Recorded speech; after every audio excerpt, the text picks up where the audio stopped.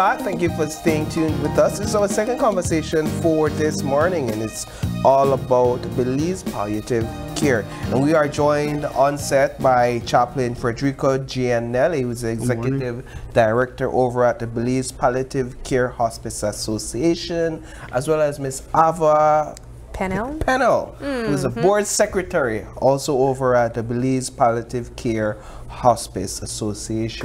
Good morning. Good morning. Thank you both for joining us. Thank you for having us. Let's start the conversation with some insight into what it is what sort of work the association is engaged in. Perfect. So when we talk about palliative care, I will start with how to differentiate palliative care and hospice care. So palliative care will be for somebody that, a person that is sick, that have 2 or more serious illness, that their life will be shorter than what they expect, but they are not dying yet. Hospice will be for someone who is actively dying. What we do as an association, what we do as a service, we go to their houses. We do what we call home-based care service. And we go as a transdisciplinary team. The team has physicians, nurses, social workers, chaplains. We see the whole person. And as we provide for the person, we also provide for the family that is taking care of that person. Something important, this organization has been open for 20 years, and this is the 20th anniversary. Wow. Dr. Thompson started 20 years ago in 2005. And from then to now, many people has volunteered, many people has kept this service going in Belize. Now we are moving from a group of volunteers, a group of good people with no medical background, people that wants to help others, to become a little more institutionalized. Okay, so what does the institutionalization phase, or what will that look like? We are growing in the team. Right now we have a partnership with the Ministry of Health. We have a partnership with NHI. We have a partnership with the Social Security, and with many private donors and the Society of Jesus. And that funding help us to have 2 physicians on board, 2 nurses, and 1 social worker. Chaplain Gianelli, I want us to take an opportunity to differentiate how support could look different for palliative care and hospice care, because this association provides both of those services, but I think oftentimes people don't even understand what palliative care could look like. We associate hospice care with end of life, someone that is nearing their death, but palliative care could be something totally different. That person does not have to be experiencing end of life.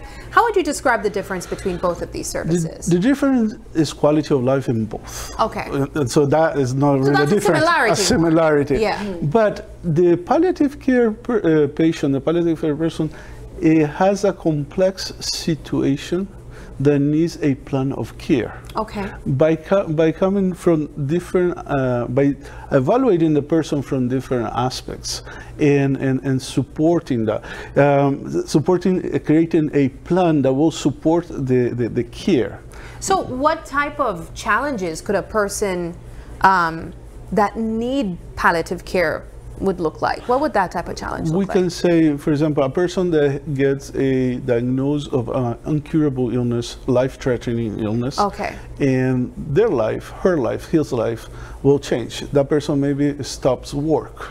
That person maybe cannot take care of their kids anymore. So it's a inner process going on in terms of, I am no longer the person I was, and their social worker, chaplain can support.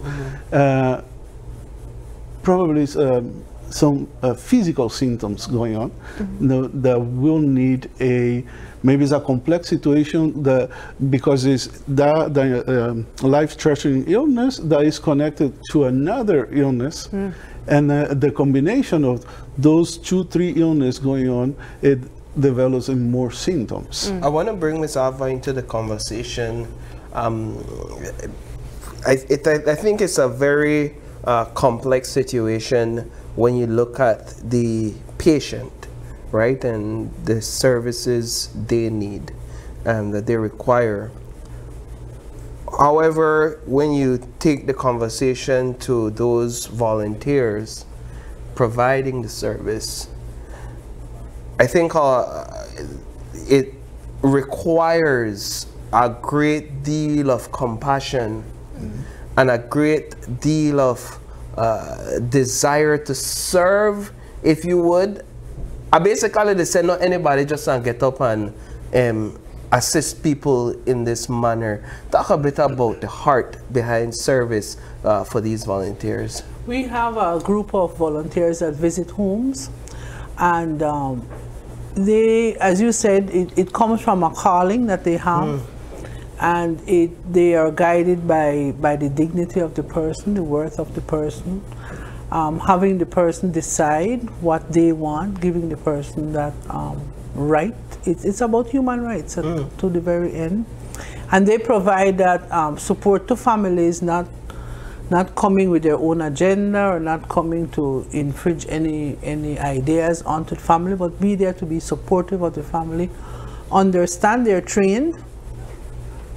They're trained, and we meet monthly to make sure that they get the support that they need, because they also need support as volunteers. Right? Yes.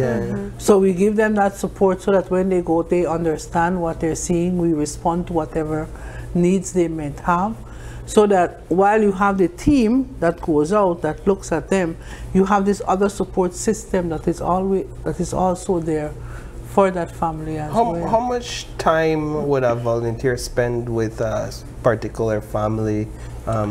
It varies, and it varies between the relationship between the volunteer and the family. Oh, there's a relationship that's built. Yes. I think you'd have to. Yes, there is a relationship, and that we had a meeting last night, and that was one. They say, you know, it's hard not to get attached, but it is about getting attached. It is about human spirit. No? You know, you said that though, Miss Ava, and I have to. I want to interject really quickly, because you said that it's hard not to get attached, or it's about the attachment. But how do you go through that when you're watching someone, in the case of hospice care, go through the final stages of their life? Over and over again, you build this relationship with someone in preparing them for their end of life, but you have to also prepare for the yourself too for that. How do you go through that? We work with them on that. They're trained in that. Everything we do, you have to explore it for yourself as well. So every aspect, you have to explore. You have to come to terms with your own death. We look at it as life. We don't say that they're dying, but they're living, and you must live until the very last moment. That's the idea. It's not about helping somebody to die. It's about helping somebody to live until their very last moment. Chaplain, where and when does spiritual intervention come into play where this care is concerned? And I would imagine it's required for both the volunteer and the families. Can you talk a bit about where spiritual intervention comes into play? Yes, and something that's very unique of palliative care that differentiates palliative care every medical team is that if you don't address the spiritual dimension of the person, it's not palliative care. It's the whole person, it's the person and the family. So that is unique of palliative care. Okay. When we say spirituality or spiritual dimension, we differentiate that from religion. Okay. By birth, all of us are spiritual. We have that spiritual dimension. We develop or not. And then we may religious or we may not, by culture, by tradition, by family. Saying that, a lot of research that has been done this past 15 years, 20 years shows that we all carry spiritual pain.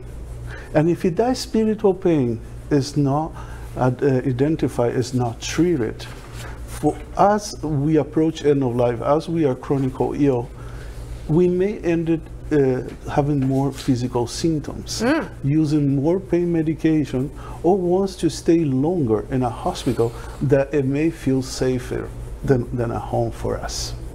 So where do I enter? In several aspects. One is when we see spirituality as a relationship with God, that could be, and that is religion as well. But also we see spirituality as the friendships that we have, the meaningful relationships that we have, the significant relationships that we have, and that with others, with ourselves, but also with nature. Yeah. With the style of life. When we said somebody, a person that knows that will die, what you would like to do, what is in your checklist, Yeah. what you have to accomplish, and if you know you have 6 months to live, and he will tell you, oh, I want to do this, I want to do that, I want to do that. Most of the time, those aspects has to do with their spirituality. I want to touch really quickly on the support that they get from their families and the support that caregivers also need at times. I remember learning a bit more about the Belize Palliative and Hospice Care Association and learning that there's like a grieving support for caregivers as well. Speak to that, the support that also is needed for caregivers. I will let Ms. Alva share with us. She has been accompanied. But yeah, we started a bereavement group a couple months ago, and it's growing very well. Yeah, we at the time that the patient dies, it's not the end of the story for us. We continue with the family, and we provide the support to the family for after that time. We call it a bereavement group. We meet weekly, and we discuss different topics. We look at different ways of coping, all different types of ways of coping. We explore those ways with them. We get their feedback, and that is how we support families and caregivers. And it's been really amazing. We've been at it about 12 weeks now, and they are supportive to each other. And it was really nice. A couple of weeks ago, we had a new member, and it was heartwarming how the others embraced her. It was really heartwarming to see that it wasn't like coming into a group, but rather being embraced in a group. And the group is there for people that are going through that process. The process is a process. Yeah. And so if that can continue. Interestingly enough as well, talking about the symposium that we're having, we've asked several questions, and one of the questions is, what would you like to know more about, or what is an area of interest? Grief and bereavement was right at the top. So we need to explore that a lot more, because we have people that have registered for the symposium, and that is I think it's just such a taboo conversation. I believe it's so complex. We don't know how to even grieve, you know, because it's so different for everyone. There's not a one size fit all. And what does the culture say about grieving? Yes. But the interesting part is, even if it's a taboo, even if we don't know how to do it, we are doing it. Yeah. We are maybe not closure. We are maybe not finding a healthy way of cope with a grief and arrive to a place of healing. But we are doing it because it's part of being alive. You know? We carry that wounds for so long. Let's wrap up the conversation with information on the upcoming symposium. What can you tell us about it? So the symposium will be on June 7th from 8 in the morning to 4 p.m. We have 4 topics on palliative care. We will present about the palliative care in the Caribbean area. We will present also about pain management, and is such a taboo, the use of some medications that are so well known and so safe that it still need more and more education in general. And then communication in palliative care is key. Key for the person that is ill, key for the family, and for those who are providing the care. And by the end, we will provide a conversation on resilience, how to take care of ourselves, how to do self-care, how to not burn out, and as we are taking care of somebody else that we love, a loved one. That is very, very important. Yes. So during the day, we'll have breaks. The idea is also to come together and acknowledge each other. You know, we work with many colleagues, many people, and has an opportunity to touch base and share about these topics. Who's invited to the symposium? Everybody's invited. Everybody's invited. For nurses, doctors, social workers, pharmacists, we are giving credits, education credits. We all have education credits, the amount of hours of education that we have to take every year, and so these are often as an option. Is there a fee associated with it? It is. For the symposium is $50. Okay. And then it's 20 years. So, you know, this is going to be a moment of education, but Yes. also we need a moment of celebration. Yes. For sure. And for the celebration, we are having a gala. And the gala will be from 7 p.m. until the candles go off. Until. The idea is to celebrate these 20 years. You know, we had 4 presidents. You know, Dr. Thompson as a founder, as a visionary, she carried the program for very long. Nurse Aspinall and Dr. Habet, and now Dr. Jacob, but also many volunteers that are already in heaven, many and others still helping, and it's a moment to come together and celebrate. Yes. And this gala will cost about $150.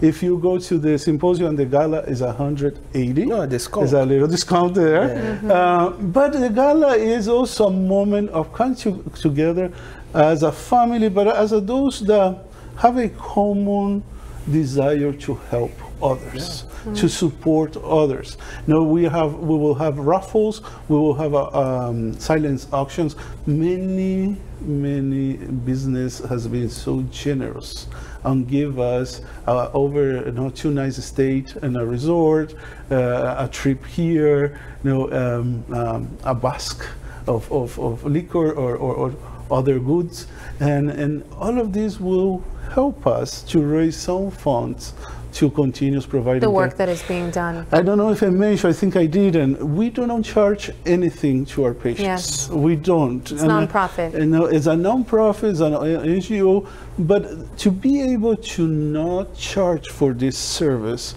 we have to come together as a village, as a city, as a country, and generously support. And it's working out. 90% of our support this past years was coming from the U.S. Now, Belize is picking up. Belizeans are picking up, are sharing, are becoming co-facilitators of this service. A lot of people want to help, but they don't have the time, or the topic's too heavy, or they don't know how to approach the situation. Well, another way to help is give some woods. No, it could be materials, could be money, could be, I don't know, your talents, your skills. Yeah, excellent. Well, we are out of time, and so we want to thank you both for joining us on set and for having this important conversation. And we definitely support the call for persons to come and attend the summit, as well as to attend the gala. And all the best with that. If people want tickets, they can call to 612-6111. 612-6111. 612-6111. All right, there you have it.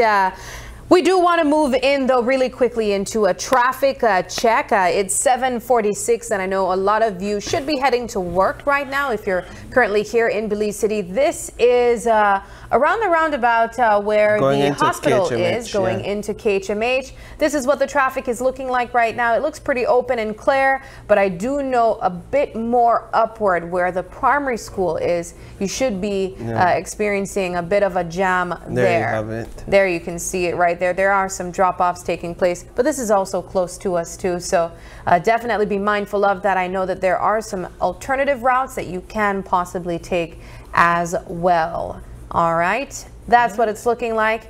And thank you for that traffic update. We got to take another quick break, though, but don't go away, because after this, we will be moving into another conversation, this time embracing student creativity with Mother of Mercy Montessori.